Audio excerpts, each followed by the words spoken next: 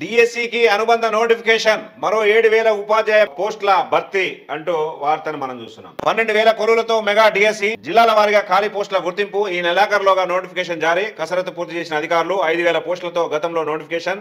అప్పుడు దరఖాస్తు చేసిన అభ్యర్థులు మళ్లీ చేయాల్సిన అవసరం ఉండదు. కొత్త పోస్టులకు కొత్తగా దరఖాస్తు అంటూ వార్తను మనం చూస్తున్నాం. ఫిబ్రవరిలో మెగా డిఎస్సి కోమటిరెడ్డి వెంకటరెడ్డి.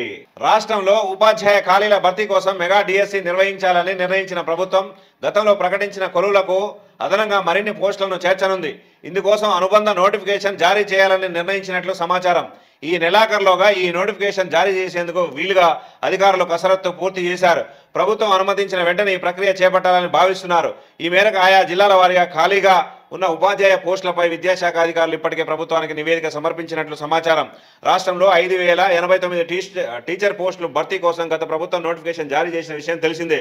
కాగా వీటికి అదనంగా మరో 7,000 దాకా పోస్టులను చేర్చి మొత్తం సుమారు 12,000 పోస్టులతో మెగా డిఎస్సి నిర్వహించనున్నట్లు తెలుస్తోంది. కాగా గత ప్రభుత్వం జారీ చేసిన నోటిఫికేషన్తో టీచర్ పోస్టుల కోసం రాష్ట్ర వ్యాప్తంగా మొత్తం 1,77,502 మంది అభ్యర్థులు దరఖాస్తు చేసుకున్నారు. ఆ పోస్టులకు సంబంధించి గత ఏడాది నవంబర్ 20 నుంచి 30వ తేదీ వరకు పరీక్షలు నిర్వహించాల్సి ఉంది. అయితే అసెంబ్లీ ఎన్నికల షెడ్యూల్ రావడంతో పరీక్షలను వాయిదా వేశారు. వాటిని మళ్ళీ ఎప్పుడు నిర్వహించే అంశాన్ని ప్రకటించలేదు. ఆ తర్వాత ప్రభుత్వం మారిపోగా కొత్త ప్రభుత్వం మెగా డిఎస్సి నిర్వహిస్తామని ప్రకటించింది. అయితే పాత నోటిఫికేషన్ రద్దు చేస్తే సాంకేతికంగా సమస్యలు తలెత్తే అవకాశం ఉందన్న అంచనాకు వచ్చింది. ముఖ్యంగా 1.77 లక్షల మంది అభ్యర్థులు ఫీజు చెల్లించి దరఖాస్తు చేసుకున్నందున వారి నుంచి ఆందోళన ఎదురవుతుందని భావిస్తున్నారు. ఈ సమస్య రాకుండా గత నోటిఫికేషన్కు అనుబంధంగా మరో నోటిఫికేషన్ జారీ చేయాలనే నిర్ణయానికి వచ్చారు. ఇందులో కొత్తగా చేర్చిన పోస్టుల వివరాలను పొందుపరిచి అభ్యర్థులు దరఖాస్తు చేసుకోవడానికి మరొక అవకాశం ఇవ్వనున్నారు. ఇప్పటికే దరఖాస్తు చేసుకున్న అభ్యర్థులు మళ్ళీ దరఖాస్తు చేయాల్సిన అవసరం ఉండదు అంటూ చూస్తున్నాం మనం. మెగా డిఎస్సిలో సుమారు 12,000 ఉపాధ్యాయ పోస్టుల వరకు ఉండవచ్చని భావిస్తున్నారు. కొత్తగా చేర్చే వాటిలో స్పెషల్ టీచర్ పోస్టులు 1,523 వరకు ఉంటాయి. అదనంగా మరో 4,281 ఖాళీ పోస్టులను గుర్తించారు. వీటితో పాటు మోడల్ స్కూళ్లలో మరో 1,000 మంది ఉపాధ్యాయ పోస్టులు ఖాళీగా ఉన్నట్లు గుర్తించారు. గతంలో పదోన్నతులు కల్పించడం ద్వారా మరికొన్ని పోస్టులు ఖాళీ అయ్యాయి. వాటిని కూడా మెగా డిఎస్సిలో చేర్చనున్నారు. ప్రతి గ్రామ పంచాయతీలో ప్రభుత్వ పాఠశాల ఉండాలని ముఖ్యమంత్రి రేవంత్ రెడ్డి ఇప్పటికే అధికారులకు ఆదేశించిన విషయం తెలిసిందే. ఈ విషయాన్ని కూడా దృష్టిలో ఉంచుకొని టీచర్ పోస్టుల భర్తీ ప్రక్రియను చేపడుతున్నారు. ప్రస్తుతం రాష్ట్రంలో కొన్ని పాఠశాలలో విద్యార్థుల సంఖ్య ఎక్కువగా లేదు. అయినప్పటికీ ఇలాంటి పాఠశాలలో ఉపాధ్యాయుల పోస్టులను ఉంచాలని ప్రభుత్వం నిర్ణయించింది. రేషనైజేషన్ ద్వారా ఇలాంటి పాఠశాలల్లోని పోస్టులను రద్దు చేయాలనే ప్రతిపాదన గతంలో ఉండేది. తాజాగా దీనిని ఉపసంహరించుకున్నారు. ప్రస్తుతం రాష్ట్రంలో మొత్తం 26,000 పాఠశాలలు ఉండగా వీటిలో సుమారు 6,000 స్కూళ్లలో ఏకోపాధ్యాయుడే ఉన్నారు.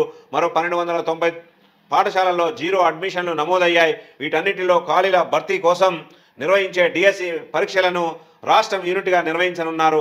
ఈ పరీక్షలో వచ్చిన మార్కుల ఆధారంగా జిల్లాల వారీగా మెరిట్ జాబితాను రూపొందించి జిల్లా కలెక్టర్ ఆధ్వర్యంలోని కమిటీ ఉపాధ్యాయ పోస్టులకు అభ్యర్థులను ఎంపిక చేయనుంది. ఇలాంటి ఇంటర్వ్యూలు లేకుండా పరీక్షలో వచ్చిన మార్కుల ఆధారంగానే పోస్టుల భర్తీ జరగనుంది అంటూ వార్త చూస్తున్నాం. రైట్, ఇప్పుడు ఎప్పుడు ఫిబ్రవరిలో మెగా డిఎస్సి అని అంటున్నాడు. ఫిబ్రవరిలో మెగా డిఎస్సి నిర్వహిస్తామని మంత్రి కోమటిరెడ్డి వెంకటరెడ్డి తెలిపారు. గ్రూప్స్ పరీక్షలు కూడా నిర్వహిస్తామని, గత ప్రభుత్వంలో పేపర్ లీకులు జరిగినట్లుగా కాకుండా యూపీఎస్సీ తరహాలో వీటిని నిర్వహిస్తామని చెప్పారు. నిరుద్యోగులకు స్కిల్ డెవలప్మెంట్ సెంటర్ను కూడా ఏర్పాటు చేసి శిక్షణా తరగతులు నిర్వహిస్తామన్నారు. మెగా డిఎస్సి అంటే మనం ఏమని మాట్లాడుకోవాలి? గతంలో కొన్ని పోస్టులు ఉన్నాయి, వాటికి మీరు ఎక్స్టెండ్ చేస్తున్నారు. ఇప్పుడు మీరు ప్రకటించి ఫిబ్రవరిలో వేస్తా అంటున్నారు.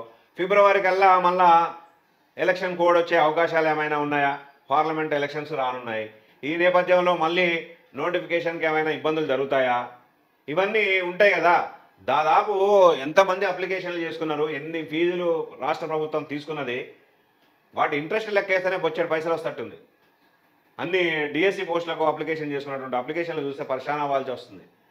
సో ఇక్కడ మనం 26,000 పాఠశాలల గురించి మాట్లాడితే 26,000 పాఠశాలల్లో మరి నిష్పత్తి ప్రకారంగానే మెగా డిఎస్సి అంటారా, లేకపోతే గత ప్రభుత్వంలో కొంత డబల్ చేసి మెగా డిఎస్సి అని అంటారా? మళ్ళీ ఇప్పుడు అదనంగా కొన్ని పోస్టులు అంటున్నారు.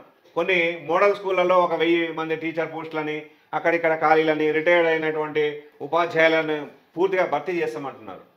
ఇప్పటి వరకు విద్యాశాఖ మంత్రి గారే లేరండి. ఏ మేరకు ఈ విషయాన్ని మీరు మంత్రులు ప్రకటిస్తే నడుస్తుంది? సీఎం రేవంత్ రెడ్డి గారు అన్నారు వాస్తవమే. ఏమని?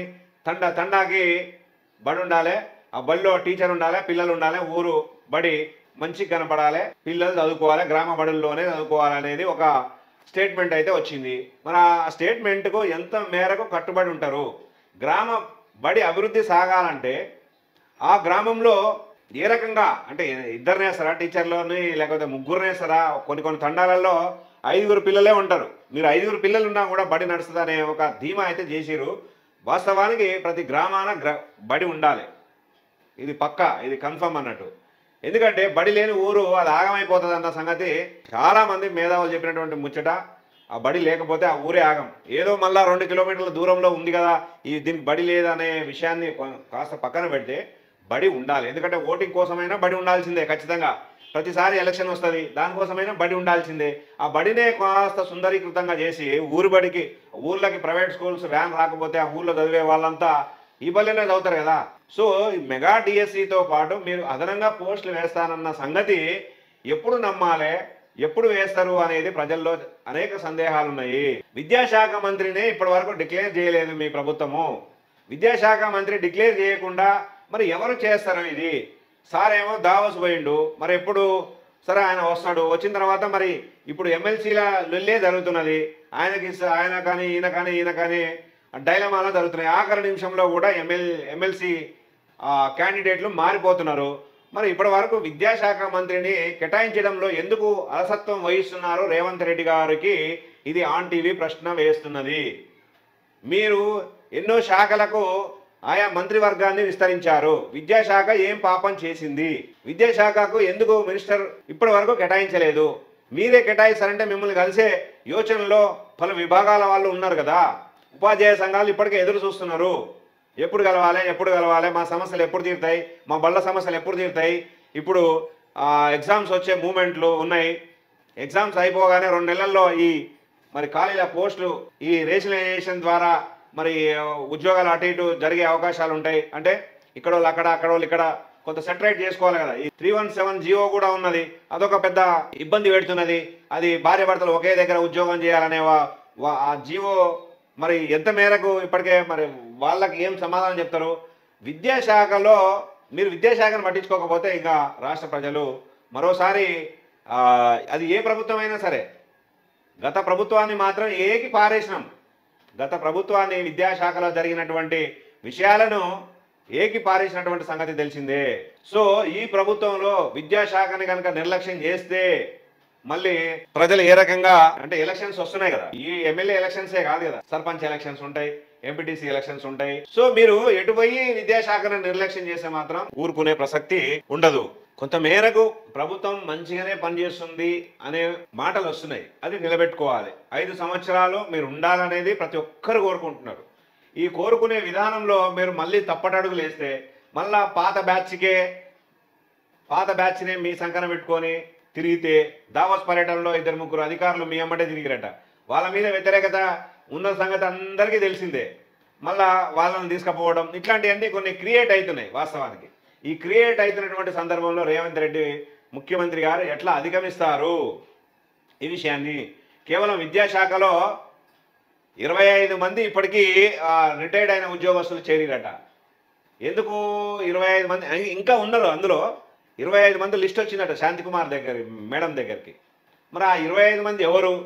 ఏ పోస్టులో ఉండి ఎంత నాకేసిరు, ఎంత దోచుకున్నారు విద్యా వ్యవస్థలో? కనపడని వ్యవస్థ. ఇలా దోచుకుంటే ఎవడు గుర్తుపట్టలేడు అనమాట.